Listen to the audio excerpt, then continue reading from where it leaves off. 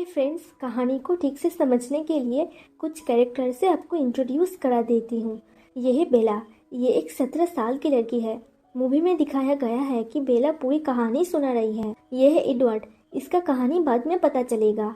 और ये है कर्नल्स फैमिली, एडवर्ड का पूरा परिवार। तो कहानी की शुरू में बेला को दिखाता है।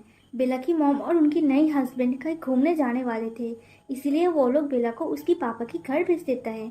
पर बेला को वहाँ जाने का मन नहीं है, क्योंकि वहाँ हर वक्त बारिश होता है और आसमान बादल से ढका रहता है। इस जगह का नाम है फॉक्स।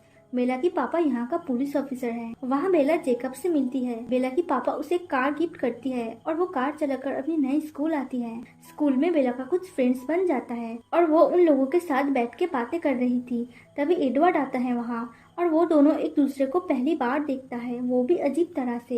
इधर बेला क्लास में एडवर्ड के पास बैठी थी और एडवर्ड उसे देखकर अजीब सा शक्ल बनाता है। बेला समझ नहीं पाती वो क्यों ऐसा कर रहा है। फिर अगले दिन वो एडवर्ड से पूछना चाहती थी कि उसे प्रॉब्लम क्या है, वो उसे देखी अजीब से बिहेव क्यों करता है। पर एडवर्ड कुछ दिन स्कूल नहीं आया था। इधर बेला की पापा उसे बताता है कि एक आदमी को किसी जानवर ने मार दिया है, इसीलिए वो वहाँ जाने वाले हैं। और उस दिन क्लास में एडवर्ड भी आया था और बेला उसके पास जाके बैठी थी। एडवर्ड बेला को अपना नाम बताता है और दोनों थोड़ी बातें करते हैं। क्लास के बाहर भी दोनों बातें कर रहे थे।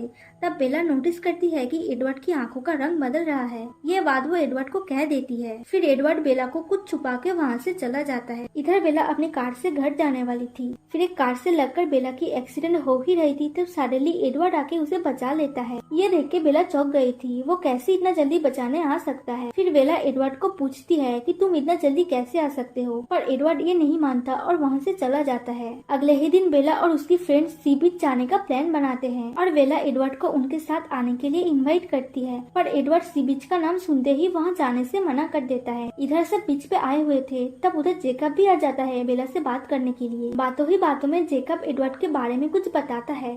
तब बेला जेकब से एडवर्ड के बारे में पूछती है। तब जेकब उसे बताता है कि जेकब के पूर्वज भेड़िया था और कर्नल्स उनके दुश्मन थे, इसीलिए वो उनके इलाके में नहीं आता।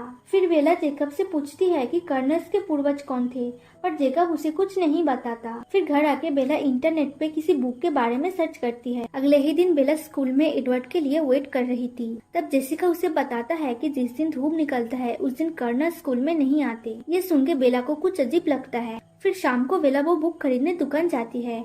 वहाँ से आने वक्त कुछ लड़के बेला को छेड़ रहे थे, तभी एडवर्ड आके उसे वहाँ से ले जाता है और दोनों एक रेस्टोरेंट में आते हैं। वहाँ बेला एडवर्ड से पूछती है कि तुम्हें कैसे पता चला कि मैं यहाँ हूँ, और एडवर्ड से सब सच बताने के लिए कहती है। तब एडवर्ड उसे बताता है कि वो सबकी माइंड रीड कर सकता है, सिर्फ बेला को छोड़ के। ये सब सुन के बेला को एडवर्ड के ऊपर शक होता है। फिर घर आने वक्त कार में बेला की हाथ से एडवर्ड की हाथ टच लग जाता है और बेला देखती है कि एडवर्ड की हाथ एकदम बर्फ जैसा ठंड है। फिर बेला समझ जाती है कि कुछ तो है जो एडवर्ड उसे छुपा रहा है। अगले दिन बेला और एडवर्ड स्कूल के पास के जंगल में जाते हैं। वहाँ बेला एडवर्ड को कहती है कि तुम माइंड रीड कर सकते हो, तुम कहीं भी आ जा सकते हो, तुम्हें भूख नहीं लगता, तुम्हारा बॉडी हमेशा ठंड रहता है, असल में तुम कौन हो। तब एडवर्ड बेला को अपनी असली चेहरा दिखाता है। धूप में उसका बॉडी चमकता है। वो बेला को बताता है कि वो एक वैम्पायर है और वो कई सालों से 17 साल का लड़का है, और ये भी कहता है कि कर्नल्स फैमिली सिर्फ जानवर की खून पीते हैं, इंसानों की नहीं। पर बेला की खुशबू से उसे नशा जैसा हो जाता है और उसका खून पीने का मन करता है। बेला ये सब सुन के कहती है कि वो एडवर्ड को खोना नहीं चाहती, असल में वो एक दूसरे को प्यार करने लगे थे। कुछ दिन बाद एडवर्ड बेला को अपने घर लाता है। वहाँ सब लोग बेला से अच्छी तरह से मिलते हैं। एडवर्ड बेला को अपने रूम दिखाने ले जाता है। वहाँ बेला को पता चलता है कि एडवर्ड कभी नहीं सोते, उसे कभी नींद ही नहीं आता। एक दिन कर्नल्स फैमिली बेला को लेकर कहीं बेसबॉल खेलने गए थे। तब कुछ बुरे वैम्पायर आके बेला को देख लेते हैं और बेला को मारना चाहते हैं, इसीलिए कर्नल्स बेला को छुपाने कहीं दूर ले जाते हैं और वो लोग उस वैम्पायर को मारने की तैयारी करते हैं। इधर वो वैम्पायर बेला के ऊपर हमला कर देता है। तभी एडवर्ड आके उसे मारने लगता है। इस बीच वो वैम्पायर बेला को काट देता है। तभी कर्नल्स आके उस वैम्पायर को मार के वहाँ जला देते हैं। इधर वैम्पायर के काटने से बेला को बहुत तकलीफ हो रही थी, वो मरने वाली थी।